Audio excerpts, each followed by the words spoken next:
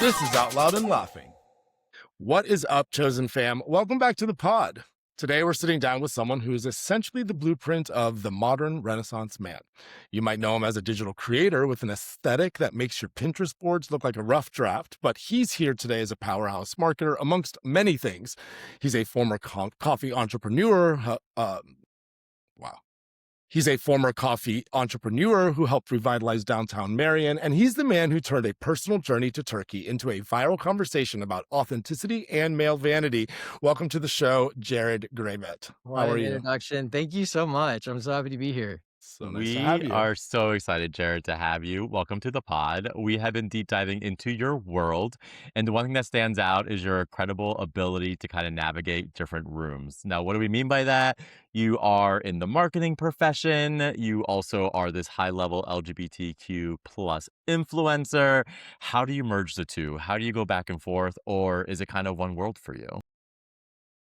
Honestly, it kind of feels one world for me. I feel like I'm chronically online at all times because of marketing. I do social media for my full-time gig. And then, for just kind of like the hobby and the influencer stuff, I'm always online Yeah. as well. So, and it's just something I've done for years. So I think it just kind of grew and built over time. So honestly, it just feels so natural to me and like all the entire day. We can definitely relate to that. We are also in the digital space, digital creators, and all things digital. So, yes, looking at a screen can be taxing. But I also wanted to talk about this entrepreneurial itch that you sort of assuaged a while ago. You co founded this Crown Brew Coffee, which you've since sold. And beyond that, you helped rebuild a 120-year-old building from the ground up. Now, I'd like to talk about how you moved on from the business side of that and you talked to us a little bit about like how that was a branding experience, but when you're building your own personal brand now online, do you look at yourself as a startup that needs constant renovation? Um, yeah, I mean, I think I'm always kind of looking at the ways that I can improve and things like that. I mean, I think in the sense that like, are you talking about like me personally as a startup? Yeah, you and I know that we're gonna follow up because we want to hear a little bit about the coffee business that you Yeah, started because that's interesting to us too. yeah. I think kind of with me, it's like, you renovate, you're like, okay, now this visually looks like what I want it to do. But I think also with me, I'm constantly getting new ideas. I'm changing so much all the time. I think as an entrepreneur, it's like you get these like new ideas and you're like, I want to do that. But then you deal with the same like insecurities as you did from the beginning of like, is this going to be successful? Is this going to be good? Like, can I do it? Am I capable? So I still deal with that a lot. I think I'm even currently in that season with the new ideas that I have of some other things that I would like to start. So I think I'm constantly in a self-renovation for sure. Can we, because we jumped right into it, Jared, but we'd love to like take a step back. Like, how did you get into this? How did you start? Like, what was your, obviously you're very photogenic. You seem to be very into like fashion. So like, what was the itch to do this? Like, give us some of the backstory. Yeah, are you talking about in the sense of like social media, like personal social media Yeah, stuff? just becoming a badass influencer. Well, I think since like when did Instagram come out? Like 2009 Let's or not age ourselves, but Let's not yes. age ourselves now. right. Tread lightly. I've always loved photography and I've loved like capturing things that kind of like spark emotion. I've always been into editing. Like editing photos has always been just like a hobby and passion of mine. Like I would tell my friends, I'm like, editing photos is like therapy for me, you Mm. know? So I've always like taken photos and shared aspects of my life on social media. It just releases something in me. And I mean, I've done that for years and years and years. Nothing really has taken off. I enjoy like showing my outfits. I enjoy like traveling. So for me, it's always just been naturally just something that I enjoy doing. I feel like it's outside of my nature to not share about my life, and I love that social media is an outlet for me to do that.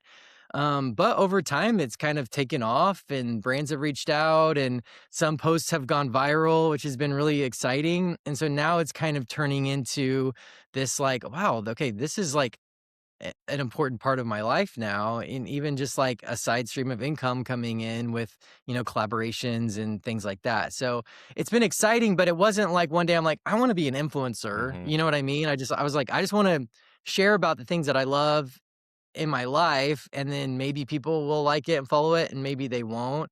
Um, there's Were just you this something about creative as a kid? yeah.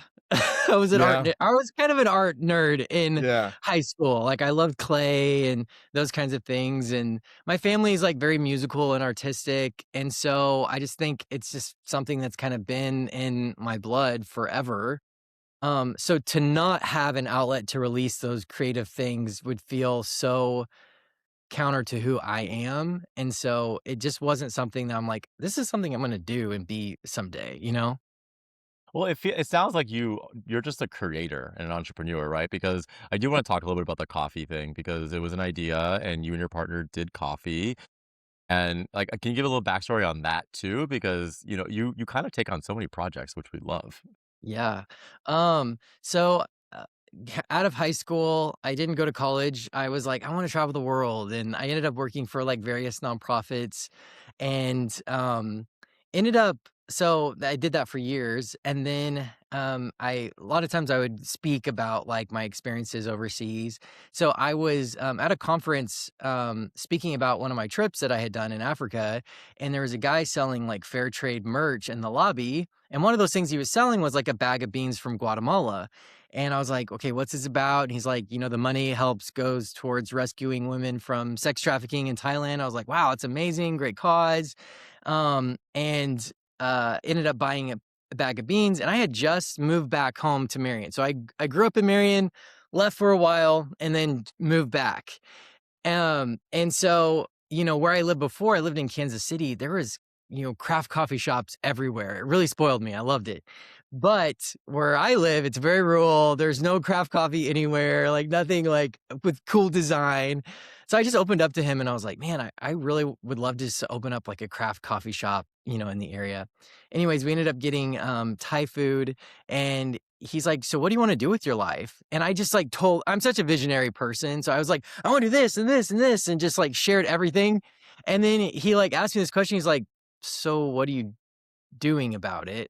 And that honestly, that's really struck me. And I was like, literally nothing. And he's like, do you want to start a coffee company together? And this dude's like basically a stranger to me at this point. And I was like, yeah, what have I got to lose? I'm a broke millennial. I don't have capital to start this, but like, what if it works? And so we did, and it took off, and it was an amazing experience. Um, but I wasn't out at the time. So when you go into partnership, you should probably like not be partners with people that aren't okay with you being gay. So that Mm. was one of the reasons why, things split up, and I ended up selling my shares of the company, which is sad. But I'm so proud of all the work that, we did as a company and what we built and things like that. But yeah, 10 years and basically just branded it myself. You know, I was like, had a water budget with a champagne taste. So I'm trying to find all these hacks to make this space look incredible. And, one of the things we got was like our business got voted one of the most Instagrammable places in Illinois, which when we're in like That's a podunk little crazy. town. So to Yeah. get that kind of like recognition, I was like, I've reached it. This is it. Yeah. That's great. You're the marketing guy, so it sounds like you put that to the test, which is good. Yeah. Um, Speaking of renovation, we kind of want to talk a little bit about Turkey too. You you didn't just go on a vacation, you went for a full-on transformation, but what's important about it is you chose to document the entire thing. I think 4.2 million graphs. So in a world Oh, where no, no, influencers use 4,700 graphs. okay, I okay, don't think I have that many 4,700. here in my head. it's a high number, but It was a high number. Yeah, yeah. but what's interesting about it though, and I think where influencers usually only show the after with like a filter, you just let it all out and showed the ugly parts of the recovery. So what was that process like? Well, so like with my community that I do life with in person, like I was always joking about going to Turkey. Like I Yeah. was so upfront about it, you know what I mean? Because I received my, family's inheritance. We don't have long hairlines, for a long time, So I was definitely like thinning out, and me and my brother would always joke about like going and getting hair transplants. And it's just something like over time, it was Yeah. such an insecurity for me. Um, I would think about it and put so much time and energy into like trying to make it look good. Um, and so finally I was like, I'm doing this. I had a friend that went, his results were amazing, and he kind of documented the journey. And so I reached out to them, and I mean the cost was so like affordable. I'm like, this is the time to do it, right? So I went, but like naturally, like me, like I document everything. And in my head, I'm like, this isn't like a taboo thing. Like I know people get this done and like yada yada. And I went, documented the trip and experience, just thinking it was gonna be like, you know, just fun to like talk about it. And I posted it like immediately because I'm super impatient. Like I want people to know what I'm doing. And I posted and blew up. The video got like 82 million views on Instagram. It was That's like, insane. yeah, it was Yeah. crazy. And I mean, the comments were actually horrible. Really Oh, bad. It was like the bad side of Instagram is what made it Mhm. blow up. And people were like, you look better bald. And like all of these like xenophobic comments about Turkey and losing kidneys, and just, it was awful. And I'm like regulating all these comments and stuff. And I'm bald, and I'm like hoping that, fingers crossed, like it works out. But People Magazine reached out to me, and they did like a feature of it as well. And so through that, I had thousands of messages from guys from all over the world who were like so interested in this process. And you could feel like, you could tell there's so much shame around it, and just like guys just don't want to talk about it. And I didn't realize like it was such a taboo thing to do, is to get a hair transplant. I'm like, literally, they're just moving the hairs from the back of my head on the top of my head. Like, I'm not like getting it like a crazy facelift. You know what I mean? Like, not yet. it wasn't Yeah. that. Well, yeah, not yet, but give it a few more years. I probably will. Yeah. Oh, But, same. I was just like, it just didn't seem like that big of a deal to me. But to so many guys and people, there's like so much weird stigma around it. And so just by talking to them about the process, like it broke down a lot of like these lies that people believe about the process and going to Turkey and all these kinds of things. So it was really cool. I was not anticipating this to be such like a huge part of like my social media platform, was talking about my hair transplant journey. you know, I was just thinking like, yeah, it was a fun trip. Stayed at a great hotel. The people were really nice. Food was delicious, and it was cheap. Yeah. But it ended up like being bigger than that. And honestly, I'm just thankful that I did document it, because I've met some really amazing people and been able to have some like really awesome conversations about the journey. And honestly, I'm so happy I did it. Like I would have done it years and years ago, but I think it looks good. I'm confident on whether it looks natural or not. Like I, it's something I'm not thinking about anymore. So now I can like reserve the space that insecurity had in my mind, and I can put it somewhere else. And that's the thing, is like, it's not that I'm like, no, I'm still constantly thinking about my hair. I'm like, no, I literally rarely put product in it anymore. I'll just like, and go to work. And that's so great. I can jump in a swimming pool and not worry about the topics like Coming up, turning the, right? Just turning the floating pool away. water black. You know what I Yeah. mean? Yeah. That's funny. Um, It's so true. And then, guys, this is a podcast, so most of you may not be able to see, but Jared's hair looks fucking good. So money well Thanks. spent, Jared. As does Jared, Oh, ladies yeah, and yeah. Oh, yeah. gentlemen. The rest So, of Jared, too. Oh gosh. yeah. Now I'm getting red. Now I'm getting red. That's so funny. You talk about, vanity a bit, and we talk about it on our podcast here. I think it has a little bit to do with us being gay men and always trying to show up. How has this helped you move into other spaces, like at work? Has this like unblocked some other ways in your life that you didn't anticipate it unblocking? Like The hair dating. transplant? Yeah. Um, That's a big thing, right? Like to sort of transform the way you look. And I think that like that would, like you were just talking about putting that space away. I'm Yeah, wondering fixing like the what, inner. yeah. It is kind of crazy for me, like, the transformation that I personally went through since that. It was like it unlocked something in my brain. Now, people at work did not understand why I wanted to go to Turkey to get a hair transplant. They were terrified for me to, like, travel there and, like, all these things. But then, like, they just noticed, like, the confidence that unlocked in me, and I ended up, like, started going to the gym for the first time because I'm 35 years old. I've never, like, worked out till I was about 33, 34 years old. I was just so insecure to, like, go to a gym because I didn't wanna look like an idiot, and so I was just, like, skinny fat, and I just to me, I'm like, I'm gonna do this, not because, like, I feel like I gotta look hot, but I just, like I hate that this thing that is not that big of a deal is taking up so much space in my mind. You know what I mean? Same with the hair transplant. Like, why should I be ashamed of doing that? Why should I be ashamed of going to a gym and looking like an idiot for a few months until I like learn the rhythm and going? And so started going to the gym, getting healthy, eating healthy, learning a lot. And so just like over time, like I just became way more confident. I looked better physically.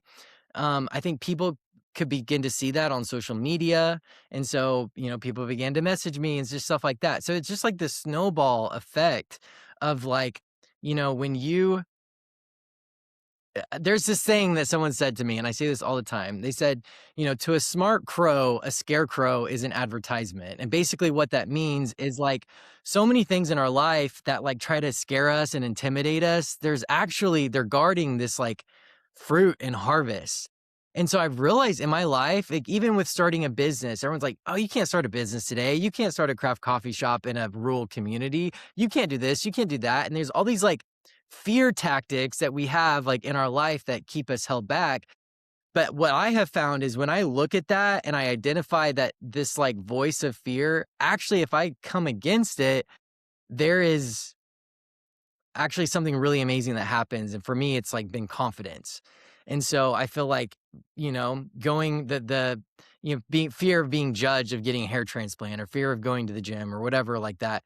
I feel like I've gained so much more confidence after doing that and like facing that fear, if that makes sense.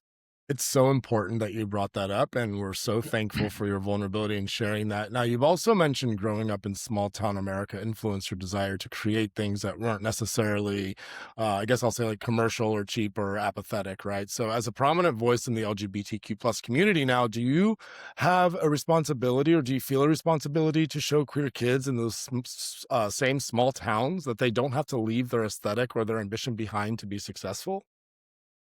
Yeah, I so that's honestly something that I'm currently like dealing with. Mm, So the Illinois Department of Tourism just like released this video of me kind of like with my life here in Southern Illinois. And I kind of talk about like growing up gay here and being closeted and afraid to like talk about these things. But then, finding community that has accepted me and embraced me and how living here has been an amazing thing.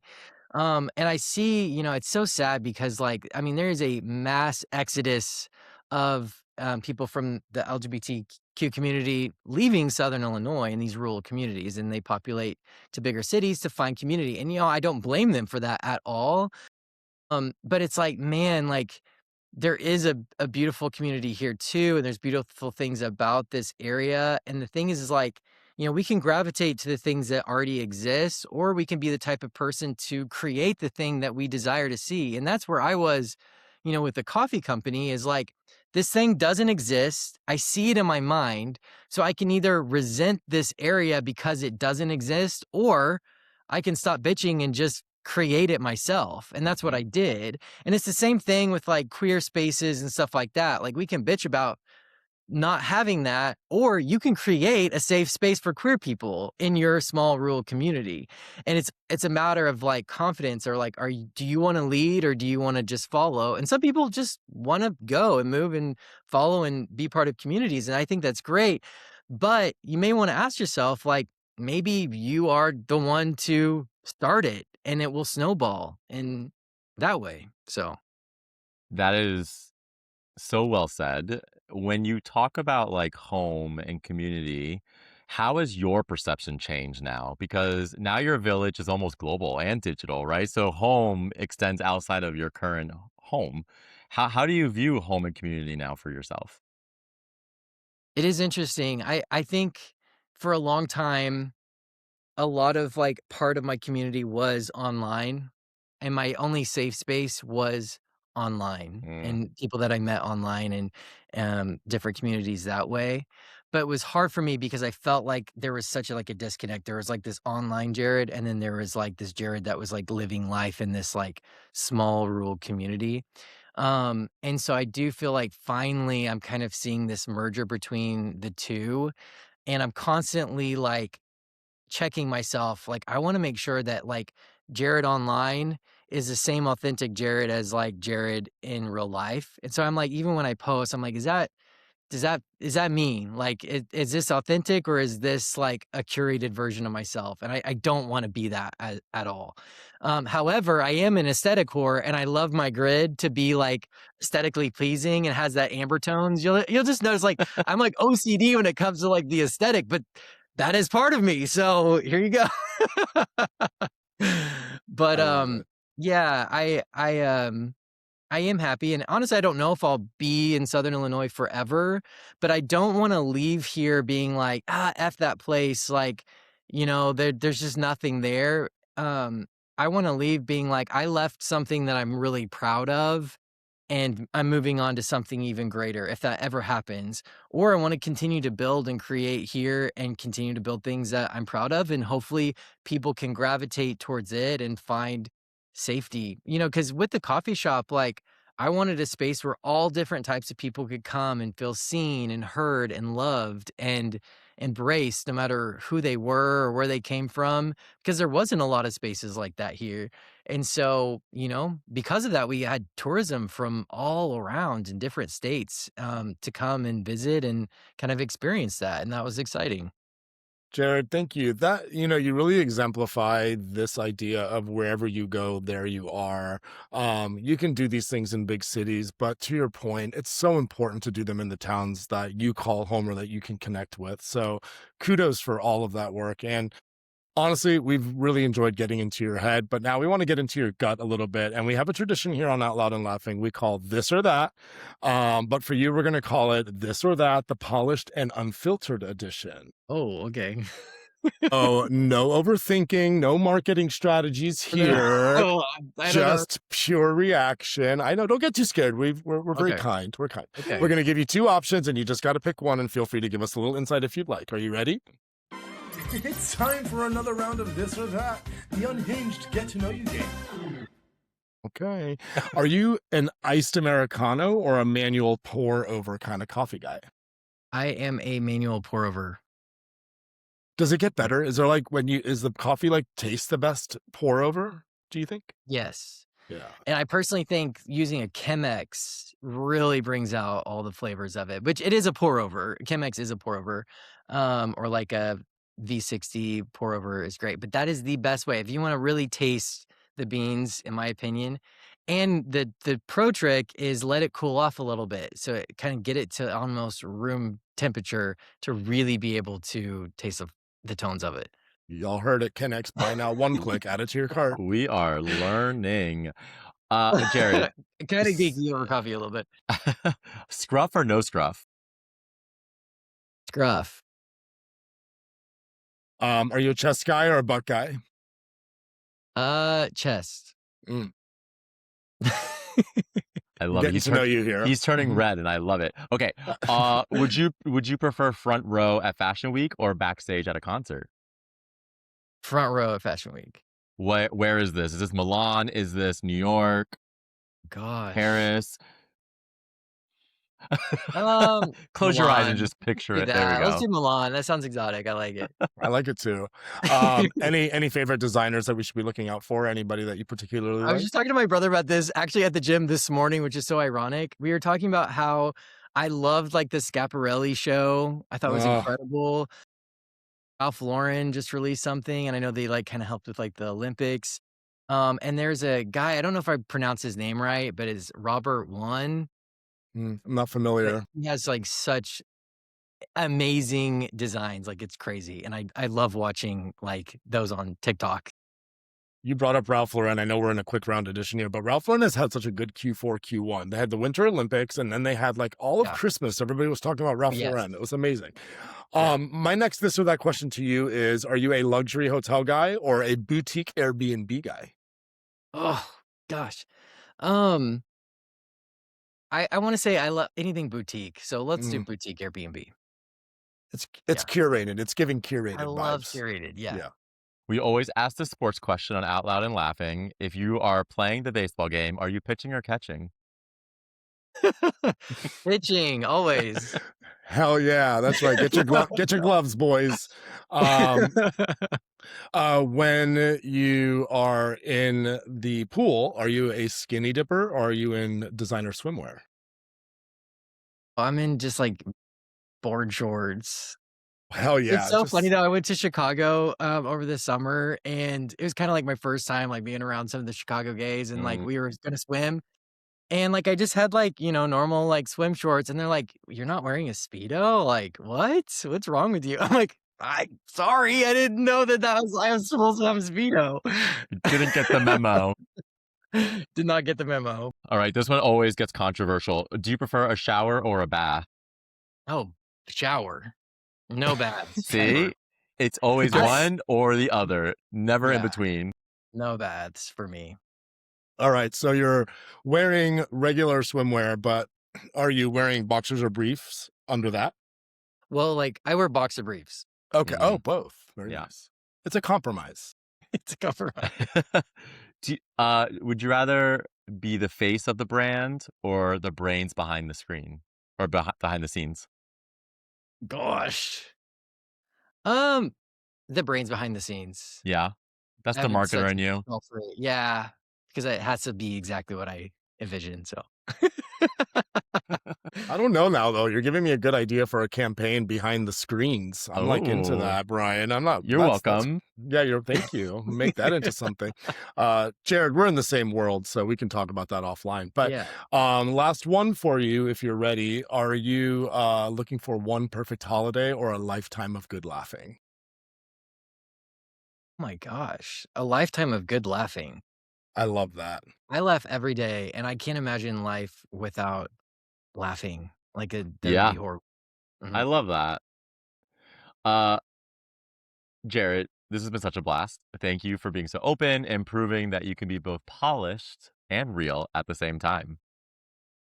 You are You're a Thanks fish. for definitely a having me. It fish. was so fun. Yes. But before we go, where can our chosen fam find you and keep up with your next adventures? Uh, I would maybe encourage them to follow me on Instagram or TikTok. My Instagram handle is just Jared Gravatt. Um, yeah, and I'm just Well, posting random stuff.